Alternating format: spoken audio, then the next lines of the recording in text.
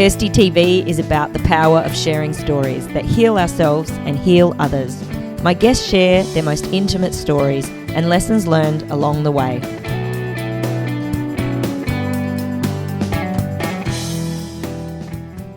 Today we're talking about self-harm, and in particular cutting. In the last 10 years, it appears cutting has begun to emerge as a coping technique among many adolescents. My guest Stephanie grew up in a troubled environment with a mum who was a prostitute and a father her pimp. By 11 years old, both her parents had passed away. She started cutting at just 8 years old as a way to cope with all the trauma in her life. So tell me what was going on in your world at around the age of 8. Well, growing up, it was just me and my sister and my mom, my dad, and I had another sister who was a bit older than me who was in and out the house. She didn't have the greatest relationship with my father, and she was really the one who told me about my mom's past, of her being a prostitute and my dad being a pimp. At what age was she telling you this? I was young, around 8, 7. Well, she would get into arguments and she'll blurt it out, and that's how I found out a lot that was going on. Which is a lot for an 8-year-old's brain to process. The day that really struck me was my mom was doing cocaine right in front of me, and I was in her bedroom. And I just told her, I was like, I want my mom back. And she was so high that she couldn't even say anything back. She was just shaking and her eyes were just open, and I just knew that she was so sorry from the pain in her eyes that I had to see her like that. And I remember after that I just became super suicidal. I ended up losing my virginity. I ended up cutting. I ended up smoking and drinking. And how old were you then? I was around 9, 10. Wow. And so do you remember the first time you started cutting? Yeah. It was after my mom relapsed. I broke a makeup bottle and I used a piece of glass and I cut myself, and that was the first time I decided to cut. And what were you thinking? What was going through your head? I just wanted to get rid of my pain, I lost my best friend, and that was my mom, and It's okay. And I was watching her deteriorate, literally, and I was alone. And that's what was going through my head. I wanted to die. I didn't want to watch my mom die. Mm-hmm. So in a way, I was cutting for me and my suffering and her suffering. And that's... Yeah. Had you seen anybody cut before? Did you know? So it was really an instinctive thing to do, that you thought this would take away your pain? Yeah, I wanted to inflict pain on myself. I didn't think I was worth a lot, and that was my way of releasing my pain. And were you cutting? How often at that time were you cutting? I'm not sure, I don't remember. Yeah. Whenever I felt any type of bad emotion, whether if it was anger or sadness or regret, I would cut. And so that was my way to cope for a long time. Mm-hmm. And was this escalating? Because you cut until you were about 15, so that's a long time. Yeah. Was this getting worse and worse and more out of control? Yes, it was. Mm-hmm. And your mum and dad both passed away around the age of 11, when you were around 11? Yeah, my mom died when I was 11, my dad died when I was 12, so they died a year apart. Mm-hmm. The year that my mom died, my dad drove me and dropped me off at different homeless shelters, and eventually just gave me to my aunt because they called him because they needed me to get a TB shot. So he was so irritated that they called him because of me. He just dropped me off with my aunt in Carson. And that's where I stayed when I found out, when I was watching the news. And I found out that my mom died. And at that point,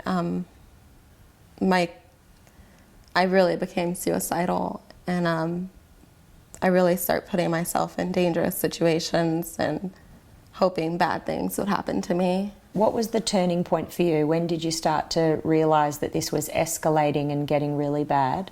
When I was 15 and no, I was 14, sorry, and I had moved into this group home in Orange County, and I started cutting myself, and I ended up going into like a mental hospital because I wrote in my own blood all over the bathroom wall. I hate myself, and all these different things about myself in my own blood. And I was cutting my face, and I went to this, they put me inside a mental hospital, and I stayed for 3 days, and they let me out, and the group home took me back. And how scary for you was that time? It was really scary. What really scared me was the fact that I felt like I was my worst enemy. It wasn't a thought that, oh, someone else is going to hurt me. It was, I'm going to hurt myself. Like, I didn't know what I was capable of doing. And the more as time went by, the worse my cutting got. And I didn't stop cutting right after I went to the mental facility, but I tried a few times. I would like leave like a security razor just in case if I ever like felt the urge, kind of like how people hide drugs. That's how I did with my razors. Like I would like leave one like in my drawer just in case if I ever really had a bad day. I could like cut again. And so is it highly addictive? I was addicted to it. Yeah. That was like to the release that it provided you? Yeah. I was addicted to the pain, and I felt like when I would cut myself and I would see the blood, sorry not to be too graphic, dripping, like that was somehow the pain and all the hurt that I went through was like leaving my body. Even if it was temporary, it was all that I had, and it was all that I knew. At that time, you know, it was the only thing that made me feel some type of way, that made me feel anything. So do you remember the day or the moment when you just thought, enough's enough, I've got to stop this? Yeah. I was at my group home in Orange County, and I got into an argument with one of the girls, and I went outside and I laid down in the driveway with my blanket, and I just looked at the sky. And it was the first time I've looked up, you know, and just didn't think about anything. And I started thinking about how tiny the Earth is in our solar system, and how small the solar system is in this universe, and how tiny I must be. And I figured if I'm not small, then why do I feel like my problems, I can't get over it. Like I can't seem to shake it. Because my whole life I felt like I had like this black cloud just like hovering over me. And but that night I told myself I'm not going to let my past make me who I am. And after that I started doing good in school. My next report card that came in, I had straight A's. And I remember I came home and I was so happy. I showed my staff and I cried and I got on my knees and I thanked God. Because until then, I literally thought I was stupid. And until then, I really thought that I wasn't worth anything and I wasn't worth loving. And I had all these bad ideas of myself. But because of that night, me staring up, I realized that anybody can do anything. And just because you didn't come from a good family or you had a bad past does not mean that you have to follow that same path. And that was my bottom. That was my beginning. So now, today, do you still have scars from the cutting? Yeah. Yeah. How do you feel when you look at them today? I look at them like they're my battle wounds. It always reminds me of like where I came from and what I got myself through. I'm sorry. You make me cry. Yeah, you're very brave to have gone through everything you did. Yeah. So even though you're crying, and it's painful. Are you in a good place today? I'm in an amazing place today. Yeah. Has there been a gift in this experience for you? Yeah. What's been the greatest gift?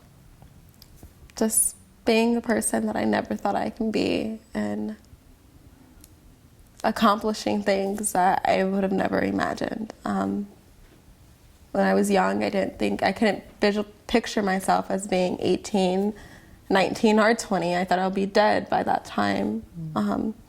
But I'm here, and I'm happy that I didn't give up on myself. Who are you today because of this experience? I'm my own role model. Oh, I love that. Sorry. I love that. Well, I wish you well in everything you do. Thank you for being here and sharing your story. So thank you for watching today. If you're out there and you're self-harming in any way, understand that at the core of it is often self-hatred. I hope that you find a way to love yourself and to understand that you are enough, you are important, and you are loved. If not by anyone else, certainly by me and all of us at Kirsty TV. I love you, and I hope that you find your place to healing and you find a way through the darkness into the light. I look forward to seeing you next time on Kirsty TV. Don't forget to subscribe to the channel below, Facebook us or tweet us, and we'll see you soon. And even though you have this voice in your head that tells you, I would just overpower that voice in my head, and I would just keep repeating no, Stephanie, no, there's better ways, or I'll just pray about it. And eventually the urge just lessened. So more positive self-talk, changing the way that you